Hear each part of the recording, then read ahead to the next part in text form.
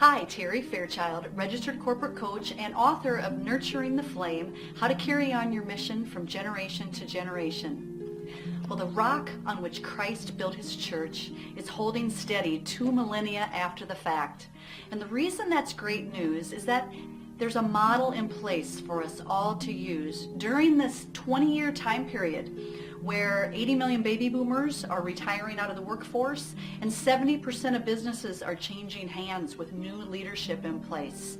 So today in this video, we're going to cover the 10-step framework that Jesus did to start his church on earth and compare that to modern business concepts that we can use today that are already available for us in our businesses or organizations. So in this video, we're going to cover this framework, the succession through Jesus and the succession process. So let's go ahead and get started. We're going to work our way through one side and then we'll compare and contrast that to the other side. So how did Jesus start his church on earth? Well, he started out in the desert. He was tempted by Satan with worldly pleasure, power, and glory. But he overcame all of that temptation and built a foundation then to start the mission for the church.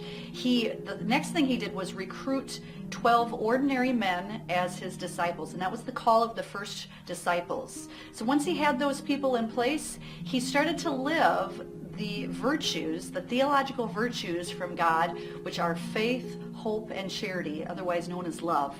Okay, so he exhibited those through healings, teachings, and miracles. And he had a target market, so to speak. It was the Jews. And he worked in a 90-mile radius. And he carried that message through for 3 years during his mission.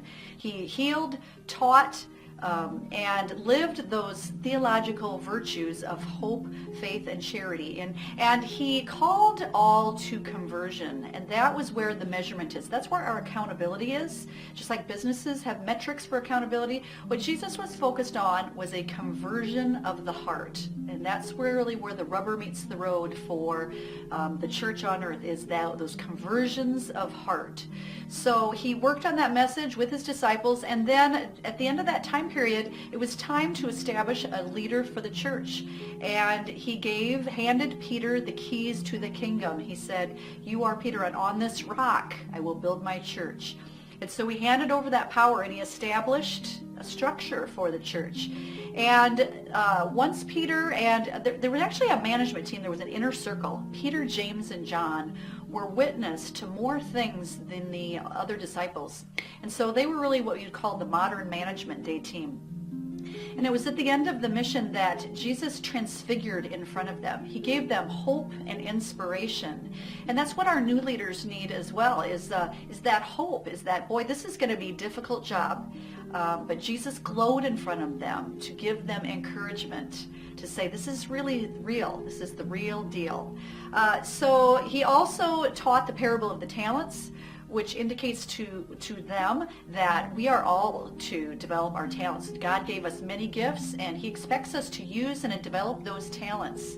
After that, Jesus followed God's will. There was a plan in place. His crucifixion and death and resurrection, it wasn't happenstance, it wasn't just dumb luck. There was a plan in place. Just like we all need a plan, there was a plan, and Jesus followed that plan.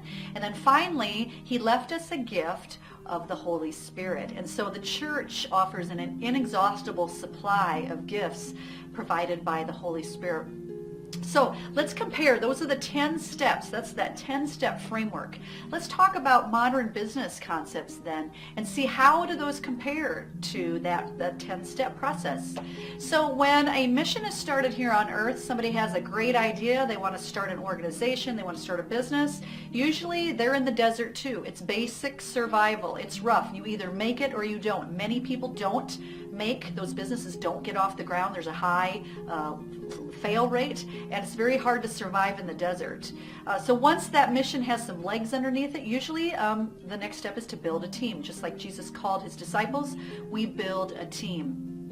And then those team members get together and they say, now what is the purpose of our organization? Why are we here? Why do we exist? And they establish core values and a core purpose for their mission. So that's very similar to those virtues of faith, hope, and charity, those theological virtues. Businesses and organizations have core values. Those are generally unchanging. But just like Jesus went off block time for prayer with his Father, organizational leaders go off site and they they do SWOT analysis, and they say, now what do we need to do to keep the mission going? What do we need to change? What do we need to do differently? And those are typically key targets. Just like Jesus had a mission and he had a strategy, businesses have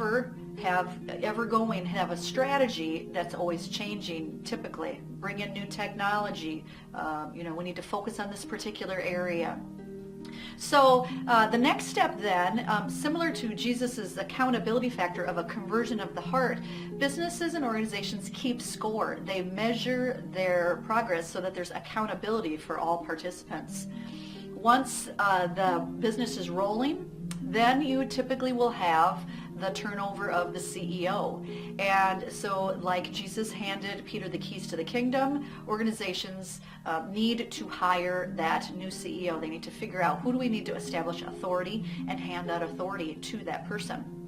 Once those people, again, and many times, I think 7 out of 10 times, those leaders come from within the organization. And so that requires a transformation. No matter who you are, typically if you move to that higher level of responsibility, you're going to need to transform into a leader that's going to lead that company forward. And you're going to need to develop talents. Just like the parable of the talents, future leaders are developed, intentionally developed through professional development. Now, when it's time for the turnover to take place, that has usually been established through some type of plan. So just like God had a plan for Jesus, there should be a plan in place for that outgoing CEO, entrepreneur, leader. And if that's handled well, that person has the opportunity to create a future bigger than their past. So the more planning involved, probably the better that whole thing is going to go. And then finally, just like the Holy Spirit is a gift to the church and to us, we have access to those gifts. But more importantly, we can become gifts. We can become a resource. Outgoing leaders, entrepreneurs, business executives have worked for years to develop a skill set that is so deep, and that they have so much to share. And so that is a really great time period to offer that back and be a resource. So those would be the 10 steps on the business side or organizational development. So let's just review. Jesus started his mission in the desert. New organizations is its basic survival. Jesus called his first disciples. Organizations build teams. Jesus lived the theological virtues of hope, faith, and charity. Organizations have core values and core purpose. Jesus had a mission and worked in a certain radius area with a target market and established his message as Son of God. He established his authority as Son of God. And so organizations figure out, what is our message? What are our key targets? What do we need to do to sustain and grow this organization? Jesus kept score with a conversion of the heart. Organizations use organizational tools and systems to keep track and measure progress. Jesus handed Peter the keys to the kingdom, and organizations develop new CEOs.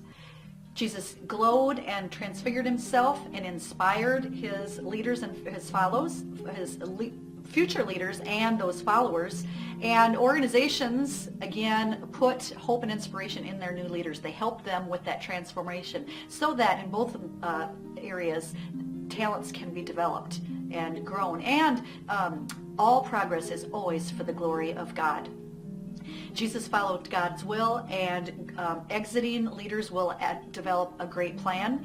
And finally, the church has the gifts of the Holy Spirit to sustain the church for years to come, so that the gates of hell shall not prevail against it, and we become resources and gifts on earth. So those are the 10 biblical steps, what Jesus did to start the church, compared to modern day business concepts.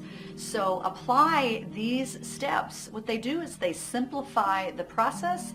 And if we really think about what Jesus did to start the church, it will transform our lives. So in our next video, we're going to focus in on one area, which is the call of the first disciples. How do we make sure that we recruit the right people to fill critical roles in our organization? So until next time, continue to inspire results in yourself and those around you.